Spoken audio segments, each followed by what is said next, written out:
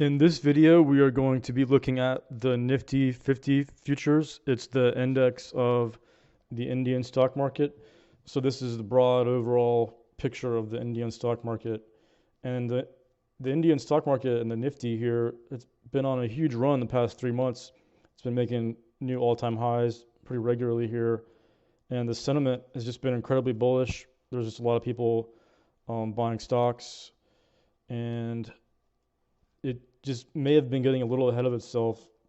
And what I see is a potential for a big pullback coming, maybe even a top for the first half of the year, maybe the year. We'll see. But what I've seen is this island reversal, and let's just look and see what an island reversal is. So it's where the price, and this is a candlestick chart, and the one I'm looking at is on a candlestick chart, which shows the open, the close, and the range that that stock has on the day, so you can get an idea of the of how it trades during the day. So it's just for one day, one trading day. So an island reversal is where the price gaps up, the stock price gaps up for the day, and then it gaps down again. So there's like an island left over at the top, and it doesn't really matter how big the island is or how many days it's been, an island. It's just the fact that it gapped up and then quickly gapped back down. It's just a really quick reversal. So that same chart pattern is set up here on the Nifty. You can see right here on the 15th of this month, which is just like 3 days ago. It broke out to a new all-time high, and we took out these highs from earlier in January, and then it kind of went sideways the next day, and then we had a forceful gap down, like a huge gap down, and then it finished red on the day towards the lows. So as far as the candlestick goes, it's pretty bearish, but just the candlestick itself isn't that bearish because we had one back here that was reversed. But the fact that it gapped down so much is pretty telling to me that there was a huge shift in the sentiment, and because the price wasn't very comfortable up there, and people weren't happy with the prices. So this index does trade on gap ups and gap downs a lot. Like you can see, it gapped up to start the run back in November.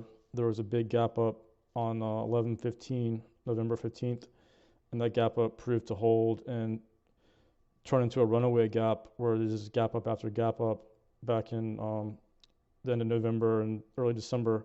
On these days here, it gapped up 3 days in a row. So it does tend to gap up a lot. So we can't read too much from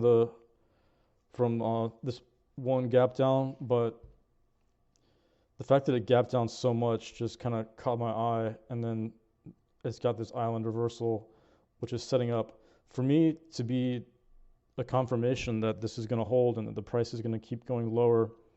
It needs to break below this 2150s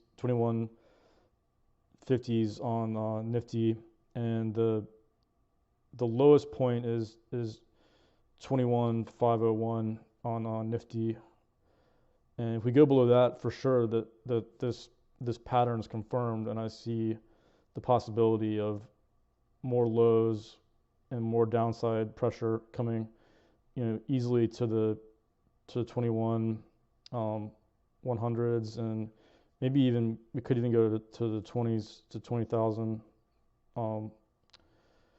Just the levels can keep getting taken out lower and lower if this pattern holds up. I mean, it may go sideways for a while, but I don't see the Nifty coming back to make new highs anytime this month or next month. I think it's going to be a slow process if it does try to break out to new highs for the year. But the thing I'm watching is this level here on the Nifty at about that 21,580, 21,575. Those levels where the lows here are the key levels to watch. So it's 21,562 is a big one, and like I said, the 21,501 is one to watch out for too. If we break below that, I see the possibility of a little crash or a longer pullback occurring. So that's just one of the things I noticed when I was looking at this chart.